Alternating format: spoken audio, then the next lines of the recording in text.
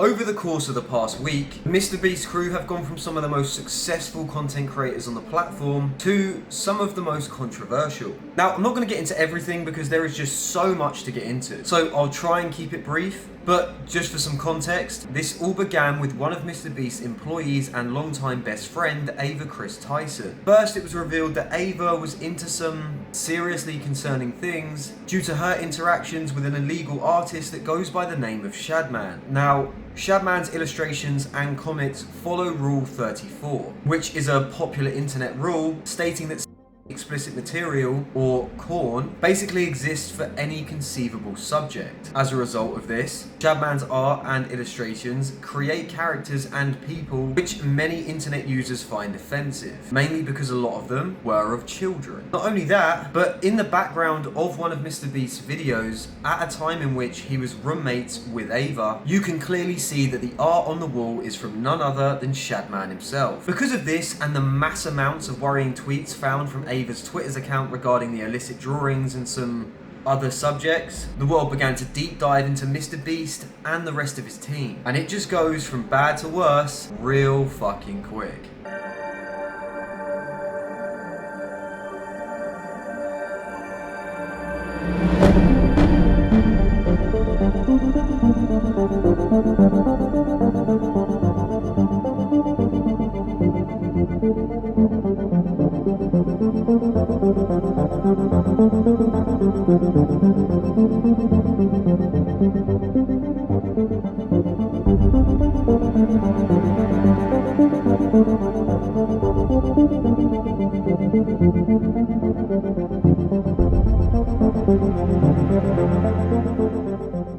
Adox drops a video detailing and showing the graphic nature of Ava's weird liking to the artist Shadman and the genre of lolly. For anyone that doesn't know what lolly is, it's basically just CP. This led to a creator by the name of Prism42 releasing a video where he would show in detail Ava's conversations with an at the time 13-year-old child who went by the username LavaGS. And these conversations occurred when Ava was 21 herself. And these conversations are conversations that no adult should be having with a minor. After the release of this, the internet was in uproar claiming that Ava was in fact grooming the individual in question, which would in turn create a response from Lava regarding the situation. Lava claimed that they were not groomed, and at times the conversations were a little edgy, but that was all. Problem was though, Ava wasn't just doing this type of behavior with Lava alone, she was in fact doing it to seemingly everyone that she was in private discords with, majority of which were all minors. After Lava had repeatedly disputed these claims and wrote statements regarding how the issue was being taken completely out of context, another user by the name of Nathan W would come forward with some harrowing allegations. Listen, from MrBeast used me, manipulated me, and did very inappropriate things with me while I was about 15 years old. I was actually friends with LavaGS at the time, who is the main victim of Chris that everyone has been talking about these last few days, who claims he isn't a victim, but we all know he is, and we all know he probably got paid off. Not only that, but he's also under an NDA from when he worked for MrBeast Gaming for 2 years,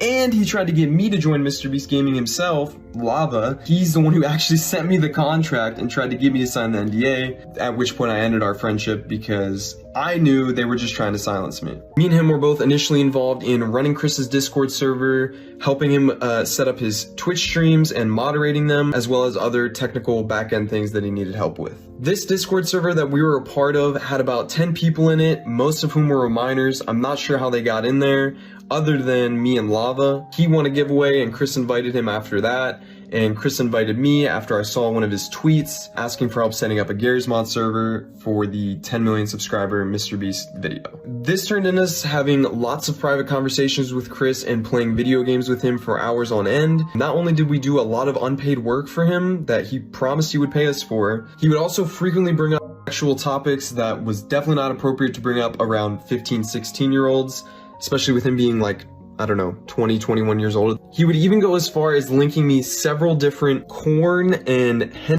videos throughout the time of me talking with him. Not only that, but he had an NSFW bot in his Discord server before he made it public. So when it was just a private server, his little circle of minors. And he would use this NSFW bot to spam different corn images, alongside all these 15-year-olds. He would also frequently call me dad and daddy, as well as the others, which I guess we all kind of just took as a joke at the time. You have to think this is someone who we looked up to at the time, we idolized, we thought was the coolest person in the world, so they couldn't really do any wrong in our eyes. But looking back, I was definitely uncomfortable at being called daddy by a 20-year-old. Even just thinking about it now, it's just uncomfortable. This server later went public and became his official Discord server, but before it did, he had me and Lava spend multiple days scrubbing this Discord server clean of all of the N-words he had sent in it, as well as his friends, as well as deleting the NSFW channels and making sure no one could see that he was spamming corn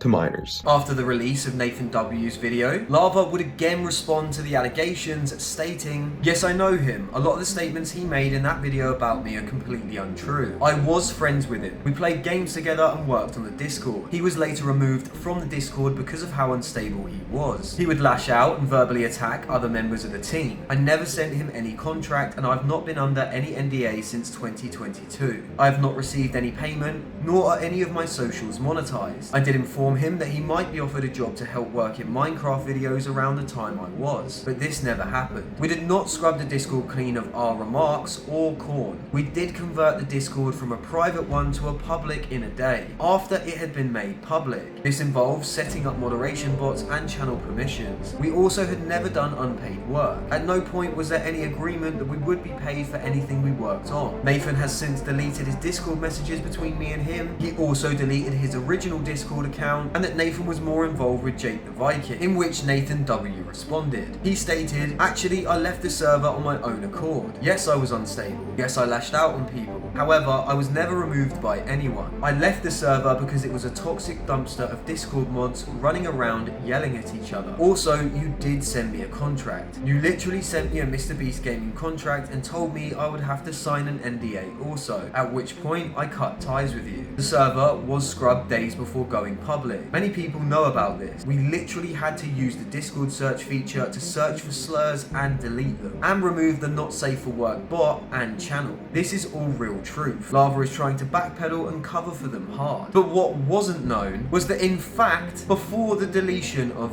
all of this, someone in that Discord server had downloaded all the logs of just about everything. And it was about to get a whole lot worse for the MrBeast crew. Because as it would turn out, everything Nathan W said was true. And he had the proof, with over 500,000 Discord messages being leaked. Part 2 to yesterday's video of me talking about Ava Chris Tyson and what they did to me when I was 15 years old. This video has all the proof in it, all the receipts, and all the screenshots, thanks to an old friend of mine who was a moderator in Chris's Discord server at the time, Cookie.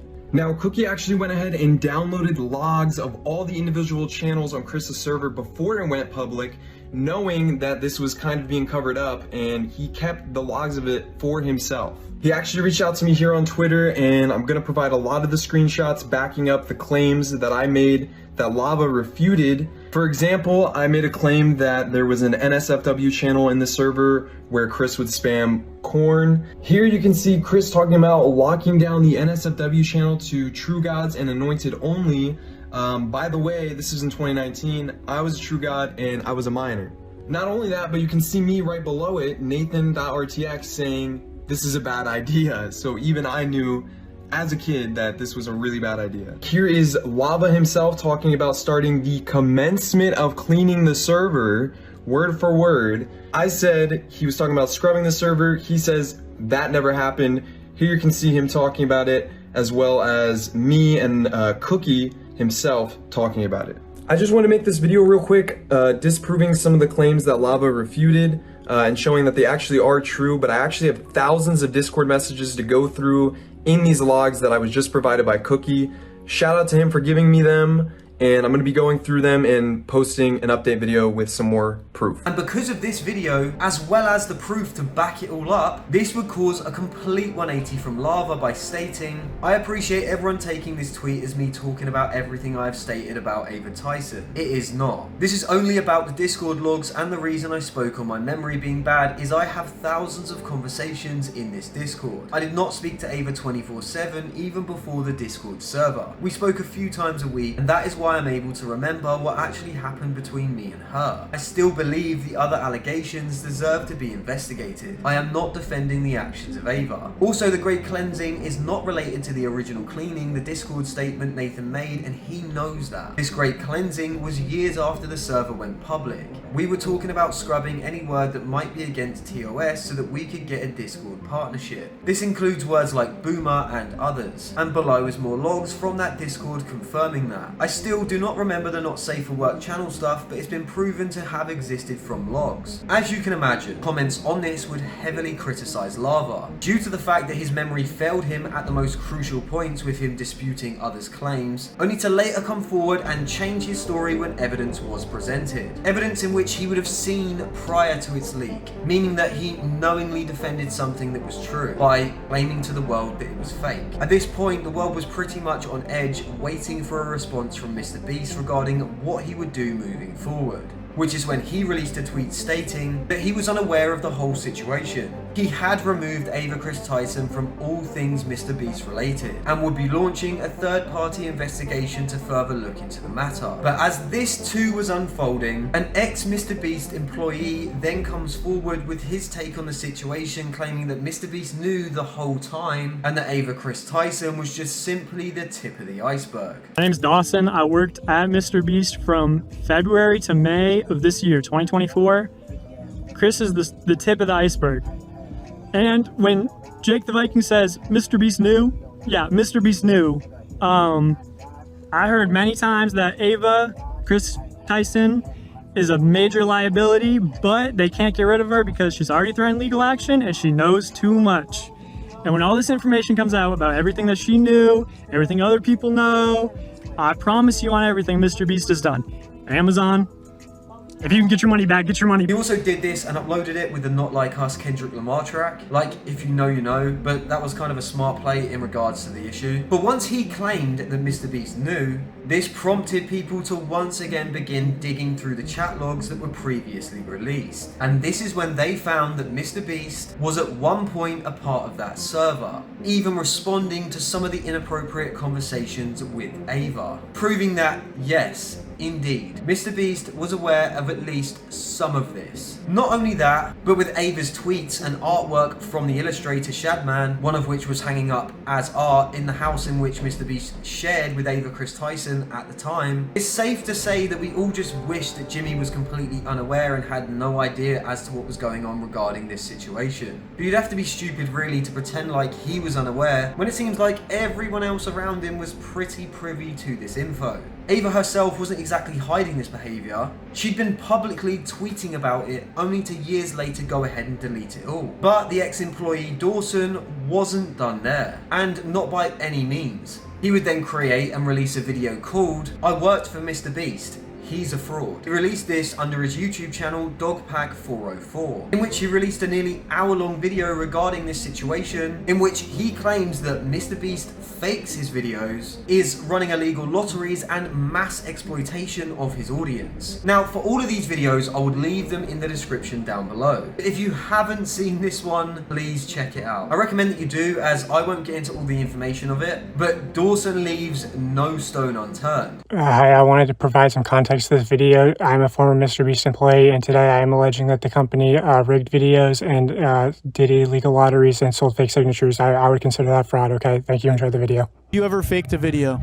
No. But this train track is CGI, these bus wheels are CGI, this explosion is fake, this shredder is CGI, this car is digitally lifted, this pit is fake, this guy is fake, this raccoon is a paid actor, this island costs more than $1, this city is not abandoned, these buildings are CGI, but not your only way out. You can literally get an Uber to the airport for $20. That's not a lurker. It's just a guy. This whole room is fake. This contestant is an actor and a secret employee at MrBeast. They had him dive through this fake door twice. This line is scripted. This action is scripted. In fact, pretty much all the videos with Mac are scripted. During this time lapse on the 4th day of 7 days stranded at sea, you can clearly see there's no one in the shelter. These are their empty beds. But after a hard cut, magically 5 people are awake, and 2 of the boys have bright yellow raincoats that they didn't have when it rained on day 2. And after standing the whole night completely soaked, You didn't spend the night soaked, Jimmy. You slept on the production yacht. It's ironic because this is one of the videos where they claim that they don't fake things. But no, we have to be the real video channel that doesn't fake things. In this video, this wink was added in post. In fact, 58 was actually on the far opposite side of the room from 42, and he just didn't hear him. This whole revenge storyline was added in post. Multiple shots show how timers are edited in post. Timers are edited in post. Timers are edited in post. They also manipulated contestants' audio in post. We got 15 minutes. In general, if anything happens last second, it's fake. Or if you can hear someone's voice but can't see their mouth, the audio could easily be added in post. I literally think I'm gonna kill you. And yes, this lie detector video was also fake. Have you ever faked a video?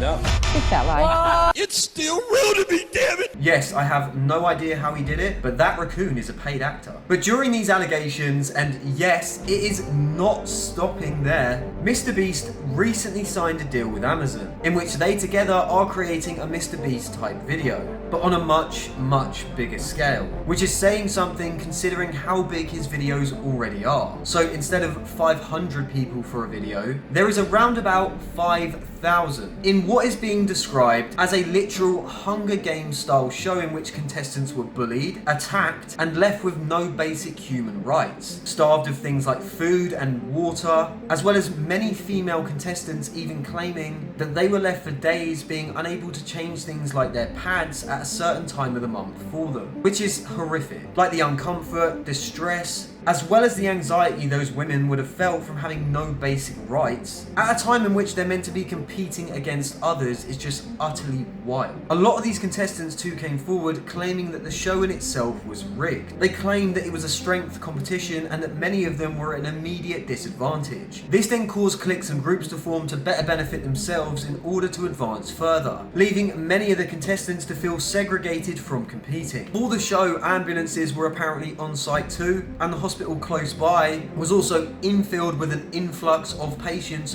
due to MrBeast's video. This ranges from an array of all types of injuries. So where to even start? As this has all happened in the space of the past 2 weeks and it doesn't seem to be getting better anytime soon. In fact, as time goes on, the situation only seems to escalate further, with new allegations and evidence being released every single day. But that is just a quick recap for anyone that's been unaware as to the situation that's been currently unfolding. As always, like, subscribe and follow for more, but if not, then thanks for watching and have a nice day.